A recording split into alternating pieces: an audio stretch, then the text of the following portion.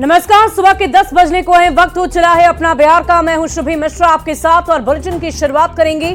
पहली खबर आपको बाढ़ से हो रही त्रासदी से संबंधित बताएंगे। बिहार में बाढ़ ने भारी तबाही मचा रखी है। गंगा समेत कई नदियों का जलस्तर बढ़ने से लगातार तबाही का मंजर देखने को मिल रहा है। पिछले कुछ दिनों से गंगा नदी का जलस्तर बढ़ता ही जा रहा है। कई जिलों में बाढ़ का पानी गांव में घुस चुका है। लोग अपने आशियाने को खुद ही तोड़कर ऊंची जगहों पर शरण लेने को विवश हो गए। खाने पीने तक का संकट है। पशुओं के चारे की दिक्कत हो गई है। बाढ़ का पानी घुसने के बाद लोगों की जान आफत में आ गई है और बाढ़ हर साल बिहार में तबाही मचाती है। इस बार भी बाढ़ बिहार में बर्बादी लेकर आई है। मुख्यमंत्री नीतीश कुमार ने गंगा के विकराल रूप के कारण पैदा हुई बाढ़ की स्थिति का सर्वेक्षण कर पूरी सहायता उपलब्ध कराने के निर्देश दिए हैं। राहत सामग्री की उपलब्धता, नाव संचालन, पॉलिथीन शीट्स, दवा, पशु चारा, सामुदायिक किचन, फूड पैकेट्स की व्यवस्था करने के अहम निर्देश दिए गए। साथ ही आपदा प्रबंधन विभाग को स्थिति की निरंतर मॉनिटरिंग करने के निर्देश दिए गए। अलग अलग तस्वीरें आपकी टीवी स्क्रीन पर है। भागलपुर, छपरा, मुंगेर, पटना, लखीसराय, आप देख रहे हैं बाढ़ की 5 तस्वीरें। इन तस्वीरों को देखकर अंदाजा लगाया जा सकता है कि बाढ़ ने किस कदर तबाही मचा रखी है, कैसे लोग इस विपदा से जूझ रहे हैं। तो तस्वीरें हम आपको लगातार दिखा रहे हैं। अलग अलग जिलों की ये तस्वीरें हैं जहां बाढ़ की त्रासदी को आप खुद टीवी स्क्रीन के जरिए देख पा रहे होंगे। और बाढ़ को लेकर सियासत भी चरम स्तर पर है। आरजेडी और कांग्रेस का आरोप है कि बाढ़ पीड़ितों तक मदद नहीं पहुंच रही है, राहत का काम नहीं हो पा रहा है। तो बीजेपी और जेडीयू का कहना है कि सरकार पूरी तरह से तत्पर है। बाढ़ पीड़ितों को हर हाल में मदद दी जाएगी। इन क्षेत्रों में भयावह स्थिति है, उसके आकलन के लिए टीम जानी चाहिए और सहायता, जो अनाज की व्यवस्था है, जो प्लास्टिक की व्यवस्था है या लोगों के लिए अलग से शेड बनाने की व्यवस्था है, वो व्यवस्था नहीं दिख रहा है। सरजमीन पर बाढ़ पीड़ितों के लिए क्यों नहीं व्यवस्था की जा रही है? मुख्यमंत्री जी बाढ़ का हवाई से सर्वेक्षण कर रहे हैं, ये बढ़िया बात है, लेकिन क्या उनके जो प्रशासन के लोग हैं, जो उनको काम है, जिम्मेवारी है, तभी जगते हैं जब कुछ घटना घट जाती है, बाढ़ आ गई है, उसके बाद वो तैयारी कर रहे हैं बाढ़ से निपटने के लिए। और वो भी कब? अभी तक राहत सामग्री ठीक से पहुंची नहीं है, लोगों को ठीक से व्यवस्था करके एक जगह से दूसरी जगह ले जाया नहीं गया है। तो क्या प्रशासन भी हवाई में ही काम चला रही है? सरकार के स्तर पर कल ही स्वयं माननीय मुख्यमंत्री नीतीश कुमार जी ने हेलीकॉप्टर से कल ही बाढ़ क्षेत्रों का मुआयना किया है और अधिकारियों को, आपदा प्रबंधन विभाग को हर क्षण तैयार रहने के लिए कहा गया है। और स्वयं पटना जिले के पदाधिकारीगण पूरे बाढ़ क्षेत्र को अपने स्तर से पिछले कई दिनों से स्वयं जिलाधिकारी ने इन क्षेत्रों पर कड़ी निगरानी रखी है। बिहार में जिन जिन स्थानों पर बाढ़ आया हुआ है और जहां पर भी जनता को दिक्कत हो रही है, वहां बिहार सरकार तत्पर है। माननीय मुख्यमंत्री जी सभी को निर्देश दिए हैं कि वहां पर जनता के साथ सरकार खड़ी रहे और राहत सामग्री सबके पास पहुंचे और ईमानदारी से पहुंचे और उनके जरूरत के जो भी चीजें हैं, चाहे वो दवाई हो, अन्न वस्त्र जो भी हो, वो सारा चीज उनके पास पहुंचे और सरकार तत्पर है और जिंदगी से। और पटना में गंगा का जलस्तर लगातार बढ़ता ही जा रहा है, जिसकी वजह से लोगों के घरों में पानी घुस चुका है और ऐसे में लोगों की परेशानियां और भी ज्यादा बढ़ गई है। लोग घरों से निकलकर सड़क पर आश्रित हो रहे हैं और लोगों ने पशुओं के लिए चारा और लोगों के लिए खाने पीने की व्यवस्था करने की मांग कर दी है। जायजा लिया है न्यूज 18 संवाददाता रवीश नारायण। गंगा में बढ़े हुए जल स्तर के कारण बाढ़ जैसे हालात पैदा हो गए हैं और आपको बता दूं कि तमाम पटना के शहरी इलाकों हों या फिर गांव के जो इलाके हैं, उसमें पानी घुस चुका है और बाढ़ जैसे हालात पैदा हो गए हैं। लोग जो हैं घरों से निकल करके सड़क पर शरण लेने के लिए मजबूर हैं। अभी मैं बता दूं कि ये देखिए मरीन ड्राइव का इलाका है और ठीक शहरी इलाका, मरीन ड्राइव के ठीक किनारे का जो पूरा घर है, पूरी कॉलोनी है, उसमें कितना पानी घुसा है। तमाम लोग जो है यहाँ से विस्थापित हो रहे हैं और ये हालात यहाँ पे है कि लगभग 3 फीट से ज्यादा पानी जो है वो मुख्य सड़क पर आया हुआ है। और ये तमाम लोग जो हैं यहाँ पे गांव के रहने वाले, वो लोग अपने अपने काम पर निकल रहे हैं। बाबू कहाँ जा रहे हो?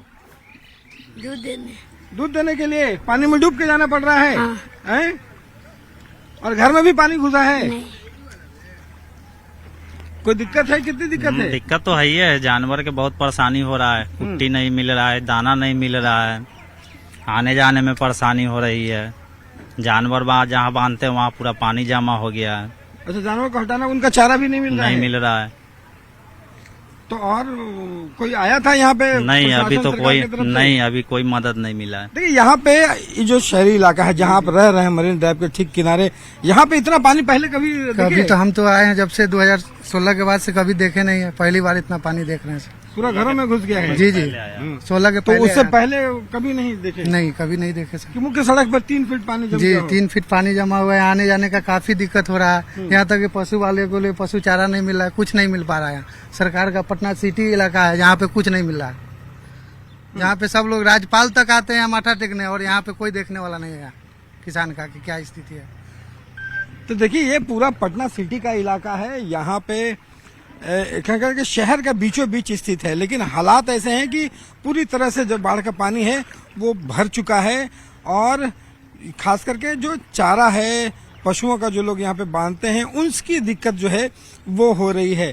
धीरे धीरे लोग इंतजार कर रहे हैं कि यहाँ पे राहत भी मिले और पानी का स्तर जो है वो भी गिरने का तमाम गांववासी जो है वो इंतजार कर रहे हैं। कैमरा पर्सन अमित के साथ रवि एस नारायण, न्यूज 18 पटना।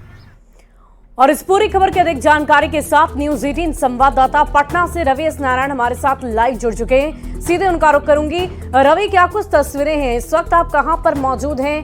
क्या बाढ़ पीड़ित लोगों के बीच आप मौजूद हैं? मैं देख पा रही हूं तस्वीरें, सिर्फ चारों तरफ पानी ही पानी नजर आ रहा है। इस वक्त आपकी मौजूदगी कहां है? पूरी जानकारी दें। देखिए, मैं अभी फिलहाल जो न्यूज 18 की टीम है वो नक्ता दियरा के इलाके में पहुंची है। वो इलाका जो पूरी तरह से जलमग्न हो गया है और उसका जो मानस गांव है उसकी तस्वीर हम आपको दिखा रहे हैं। देखिए, बीच गंगा में हम लोग हैं और न्यूज 18 की पहली टीम जो है ग्राउंड जीरो से पूरे हालात को दिखा रही है कि बाढ़ के जो हालात हैं वो सचमुच कैसे हैं।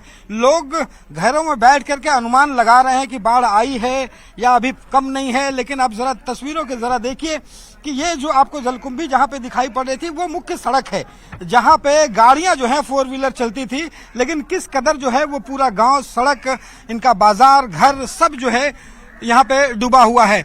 अगर दूसरी तरफ दिखाएं तो पूरी बिजली जो है वो पूरे गांव में कटी हुई है क्योंकि बाढ़ का पानी जो है वो यहाँ पे घुसा हुआ है। स्कूल बंद कर दिया गया है और यहाँ पे जो हालात हैं वो धीरे धीरे बदतर होते जा रहे हैं क्योंकि जो लोग हैं वो यहाँ से पलायन कर रहे हैं और जो सड़क है, मुख्य सड़क है, वहां पर जाकर शरण लेने के लिए मजबूर है।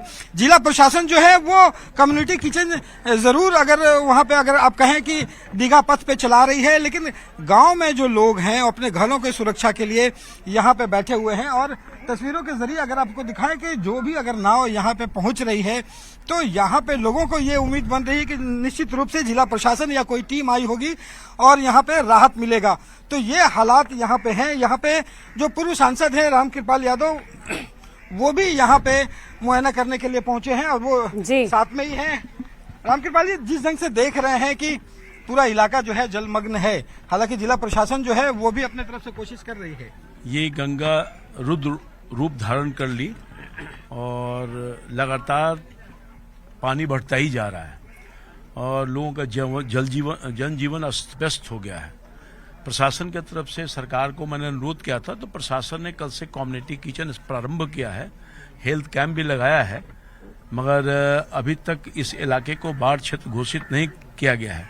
आज अब हम लोग आए हैं यहाँ पर, इसी मानस गांव में 2 व्यक्ति की जान चली गई, एक महिला डूब गई और एक पुरुष डूब गया। ये अमरनाथ शर्मा जी हैं, इन्हीं का नौजवान पुत्र 24 साल का अत्यंत गरीब पिछड़ जाति से आते हैं, डूब गया और लगातार एसडीआरएफ की टीम मेरे अनुरोध पर काम कर रही है। यहाँ के स्थानीय जो जिला पार्षद रंजीत यादव, हमारे सारे उनके जो समर्थक गण हैं वो लगातार प्रयास कर रहे हैं, मगर अभी तक वो उपलब्ध नहीं हो सका है। तो अब ये पीड़ित परिवार से भी आप लोगों को मिलाने का काम करेंगे। मैं आपके माध्यम से सरकार से अनुरोध करना चाहूंगा कि निश्चित तौर पर ये लोग कष्ट में हैं। आपने खुद स्वयं दिखाया ग्राउंड रिपोर्ट, जीरो रिपोर्ट पर कि किस तरह की व्यवस्था में लोग बैठे हुए हैं। उनके घर में भी हम लोग आएंगे, पीड़ित परिवार से मिलेंगे, तो मुआवजा देनी चाहिए और बाढ़ क्षेत्र जरूर घोषित करना, बाढ़ क्षेत्र घोषित करना चाहिए, उन्हें मुआवजा मिलना चाहिए। लेकिन जरा देखिए, यहाँ पे कोशिश अपने अपने तरीके से सब लोग कर रहे हैं, ये भी जायजा ले रहे हैं, मदद पहुंचाने की कोशिश कर रहे हैं। हम देख पा रहे हैं आपकी तस्वीरों के माध्यम से कि इस वक्त चारों तरफ सिर्फ और सिर्फ जल प्रहार ही नजर आ रहा है। इस पूरी खबर पर आप भी लगातार नजर बनाए रखें। बढ़ेंगे अगली खबर की ओर। समस्तीपुर की पटोरी अनुमंडल इलाके में गंगा नदी उफान पर है और लगातार बढ़ रहे जलस्तर के कारण बांध का पानी दबाव पर है। रसलपुर बांध पर 80 मीटर में बने बंडल धंस गए। जल संसाधन विभाग के इंजीनियर और कर्मी मरम्मतीकरण कार्य में जुटे हुए हैं। जियो बैग डालकर बांध को सुरक्षित किया जा रहा है। पटोरी अनुमंडल में गंगा खतरे के निशान से ऊपर बह रही है। रसलपुर बांध का जायजा लिया न्यूज़ 18 संवाददाता मुकेश कुमार ने। गंगा के जलस्तर में लगातार वृद्धि हो रही है और आपको हम तस्वीर गंगा की दिखा रही है। रसलपुर घाट के निकट की है, जहां पर बांध पर काफ़ी दबाव बने हैं और जो बोल्डर दिए गए थे यहाँ पे बंडाल बना कर के, वो करीब 80 मीटर के एरिया में ये बंडाल नीचे धंसा है, जिसके बाद यहाँ पर जियो बैग की मदद से इसे ठीक करने का काम किया जा रहा है। और यहाँ पे जो जल संसाधन विभाग के अधिकारी हैं वो यहाँ पे जुटे हुए इस कार्य में। क्या कुछ यहाँ पे परेशानी आ रही है? परेशानी जो थी तो थोड़ा बोल्डर का थोड़ा सिंक किया था, वेव वाश के कारण सिंक किया था, जिसको हम लोग इसी बैग से एनसी में भर के पूरे सुरक्षित कर लिया। अच्छा, अभी मेरा वर्तमान में पूरे तटबंध सुरक्षित है। तो यहाँ पे जहाँ पे खड़ा है वहाँ पर भी काफ़ी दिख रहा है जो, तो अभी मैं यहाँ पर फिर काम करा फिर सुरक्षित कर लूँगा, वही कोई प्रॉब्लम नहीं है। तो इनके द्वारा बताया गया जो यहाँ पे बांध में जो बोल्डर दे करके जो बंडाल थे करीब 80 मीटर के एरिया में वो नीचे धंसे थे, जिसके बाद यहाँ पे तमाम कार्य को दुरुस्त कर लिया गया और इनके द्वारा बताया गया जो फिलहाल अभी कोई खतरा नहीं है और जहाँ भी इस तरह के मामले हैं वहाँ पर दुरुस्त करने में लोग लगे हुए। Mukesh Kumar, news 18 network, Samastipur. और छपरा की दियारा इलाके में बाढ़ की चपेट की तस्वीरें सामने आ रही है। गंगा और सरयू में आए उफान के कारण जलस्तर में भारी बढ़ोतरी देखी गई। लोगों के घरों में बाढ़ का पानी तक घुस आया है। बाढ़ प्रभावित इलाके में एहतियातन बिजली काट दी गई है। 5 दिनों से बिना बिजली के बाढ़ पीड़ितों की जिंदगी बद से बदतर हो चुकी है। ग्रामीण इलाकों में लोगों को मोबाइल चार्ज करने के लिए बिजली तक नहीं मिल पा रही, लिहाजा जुगाड़ टेक्नोलॉजी से लोग मोबाइल चार्ज करके अपना काम चला रहे हैं। सदर प्रखंड के कोटवा पट्टी में परेशान लोगों से बातचीत की है न्यूज़ 18 संवाददाता संतोष गुप्ता ने। छपरा के लोग पिछले 5 दिनों से बाढ़ से परेशान हैं। हालात ये है कि बाढ़ प्रभावित इलाकों में बिजली काट दी गई है और बिना मोबाइल की ज़िंदगी क्या हो सकती है इसका अंदाज़ा आप लगा सकते हैं। मोबाइल चार्ज नहीं हो पा रहा है, लिहाजा लोग जुगाड़ टेक्नोलॉजी का सहारा ले रहे हैं। हम अभी पहुंचे हैं सदर प्रखंड के कोटवा पट्टी पंचायत के दयालपुर गाँव में। देखिए, एक सोलर सिस्टम है, छोटा सा सोलर सिस्टम है, उससे देखिए कितनी सारी मोबाइलें चार्ज हो रही है। और बाकी जो लोग खड़े हैं वो सब देखिए, वो सब अपने मोबाइल, मेरे पीछे ठीक जो लोग बैठे हुए हैं वो लोग मोबाइल चार्जिंग के अपने बारी का इंतजार कर रहे हैं। ये देख लीजिए, ये लोग मोबाइल अपना चार्जिंग का इंतजार कर रहे हैं और ये एक सोलर पैनल के जरिए ये मोबाइल चार्ज करके लोग अपने काम को कर रहे हैं। ये सोलर पर चार्ज हो रहा है। सोलर पर चार्ज, हाँ, पंडित जी के द्वार पर संतू तिवारी हमारे वार्ड है। सब लोग आवत नहीं लोग, हाँ, सब लोग यहाँ आते हैं चार्ज करने के लिए। सोलर पर चार्जर जोड़ के कैसे जोड़ के सब चार्ज कर रहे हैं। चार्ज हो जाता है मोबाइल? हाँ, हो जाता है ना। हाँ, इतना मोबाइल जुड़े हुए हैं, सब लोग मैंने बड़ा चार्ज। हाँ, मोबाइल चार्ज करने की दिक्कत हो रही है और मोबाइल थोड़ा बहुत चार्ज हो जाए तो रात में लाइट बार का खाना पीना जो भी है बनाएगा खाएगा। अच्छा, तो मोबाइल लाइट का भी काम कर रहा है? हाँ, तो रात को तो लाइट जलाना पड़ेगा खाना बनाने के लिए। तो मेरे ठीक पीछे जो ये सोलर सिस्टम है, आप देख सकते हैं कि एक सोलर सिस्टम पर इस पूरे गाँव का जिम्मेवारी है, क्योंकि लोग शहर जा नहीं सकते हैं और लोगों की परेशानी ये है कि मोबाइल चार्ज कैसे करें, क्योंकि मोबाइल के जरिए ही लोग अपनी ज़िंदगी जी रहे हैं। बात करना हो या फिर रात में घर में रोशनी करना हो या फिर खेत में जा करके फसलों की रखवाली करना हो, तमाम चीज़ों के लिए मोबाइल जरूरी है। मोबाइल चार्ज नहीं हो पा रहा, लिहाजा लोग काफ़ी परेशान है। हालांकि इलाके की बिजली एहतियातन जिला प्रशासन ने कटवा दी क्योंकि कोई बड़ा हादसा ना हो, लेकिन ये एहतियातन जो व्यवस्था की गई वो यहाँ के लोगों के लिए परेशानी हो गई है और बाढ़ में लोग काफ़ी परेशान है, जिनको मोबाइल चार्ज करने में भी दिक्कत हो रही है। संतोष गुप्ता, न्यूज़ 18 छपरा।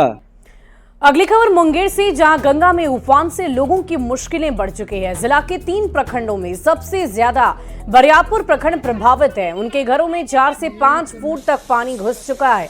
वहीं जिला प्रशासन के अनुसार बाढ़ से निपटने के लिए हर जरूरी कदम उठाए गए। बाढ़ पीड़ितों को भी सुविधा मुहैया कराई जा रही है।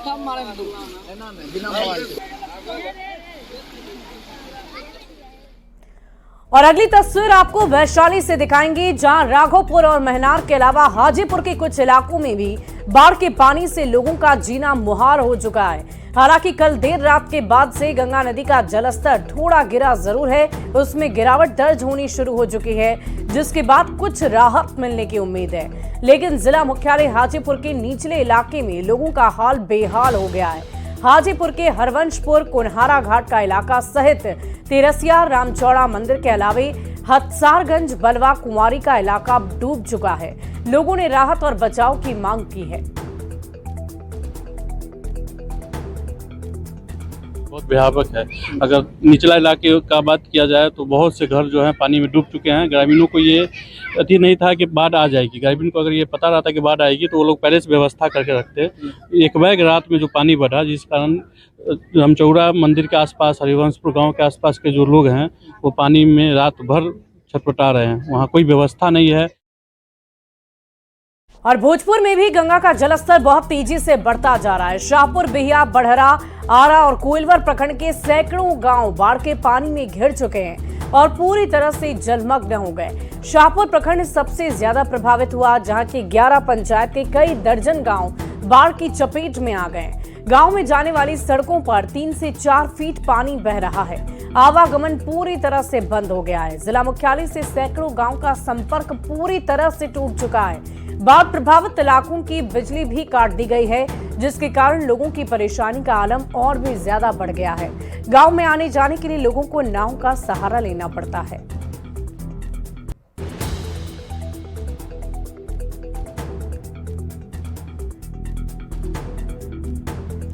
तो सड़क पर 3 से 4 फीट तक पानी है। तस्वीरें हम आपको लगातार अलग अलग जगहों से दिखा रहे हैं, जिसे देखकर आप अंदाजा लगा सकते हैं कि इस वक्त पूरा बिहार बाढ़ के दंश को झेल रहा है। और रुख करेंगे अगली बड़ी खबर का। पटना से ये बड़ी खबर आ रही है। सीएम नीतीश कुमार बैठक करने जा रहे हैं। कानून व्यवस्था को लेकर ये बैठक होगी। गृह विभाग के अधिकारी भी इसमें शामिल होंगे। कई अहम मामलों पर चर्चा की जाएगी। 11 बजे मुख्यमंत्री आवास में बैठक होगी। सीएम हाउस में ये बैठक होनी है। दोपहर 11 बजे का वक्त होगा जब ये बैठक की जाएगी। बहुत ही महत्वपूर्ण बैठक मानी जा रही है। बिहार में कानून व्यवस्था को लेकर बैठक की जाएगी और गृह विभाग के अधिकारी भी इसमें शामिल होंगे। कई अहम मामलों पर चर्चा की जाएगी। 11 बजे सीएम हाउस में ये बैठक होगी। अगर आपको याद हो तो लगातार पिछले कुछ दिनों से कुछ ऐसी घटनाएं हो रही है जिसको लेकर सरकार काफी सजग है। इस पूरी खबर की अधिक जानकारी के साथ न्यूज 18 संवाददाता शैलेंद्र हमारे साथ फोन लाइन पर हैं। शैलेंद्र, क्या कुछ जानकारी है इस बैठक को लेकर? देखिए, मुख्यमंत्री नीतीश कुमार ने इंटरनल बैठक बुलाई है। इसमें गृह विभाग के जो अधिकारी होंगे वो शामिल होंगे और खास तौर पर हाल के दिनों में जो विधि व्यवस्था सहित अन्य जो मुद्दे हैं उस पर मुख्यमंत्री चर्चा करेंगे। और जिस तरीके से सर्वे बिहार में हो रहा है, सर्वे को लेकर के जो विधि व्यवस्था पर सवाल खड़े होते नजर आ रहे हैं कई जगहों पर, उसके अलावा जो आपराधिक घटनाएं घट रही हैं, तो इन तमाम चीजों को देखते हुए मुख्यमंत्री नीतीश कुमार ने यह इंटरनल बैठक बुलाई है, जिसमें जो गृह विभाग के जो अधिकारी होंगे, पदाधिकारी होंगे, वो इसमें शामिल होंगे। और साथ ही साथ वो मुख्यमंत्री पूरे बिहार में विधि व्यवस्था से जुड़ी जो रिपोर्ट है वो भी देखेंगे कि अलग अलग जिलों की कि किस जिले में क्या परेशानी है, क्योंकि कई जगह पुलिस अधीक्षक भी बदले गए हैं, कई जगह अधिकारियों के बड़े पैमाने पर फेरबदल भी हुए। तो इन चीजों को देखते हुए मुख्यमंत्री ने यह बैठक बुलाई है और इस बैठक में मुख्य बिंदु जो है वो विधि व्यवस्था है कि आखिर बिहार में लगातार प्रयास के बावजूद भी विधि व्यवस्था कैसे कायम रहे और उसमें कोई गड़बड़ी न हो। ये इन चीजों को देखते हुए मुख्यमंत्री ने आज यह बैठक बुलाई है। जी चलिए, बहुत बहुत शुक्रिया शैलेंद्र हमारे साथ जुड़ने के लिए। इस बैठक में जो कुछ भी जानकारी निकल कर सामने आएगी वो भी हम अपने दर्शकों तक पहुंचाएंगे। बहुत शुक्रिया आपका।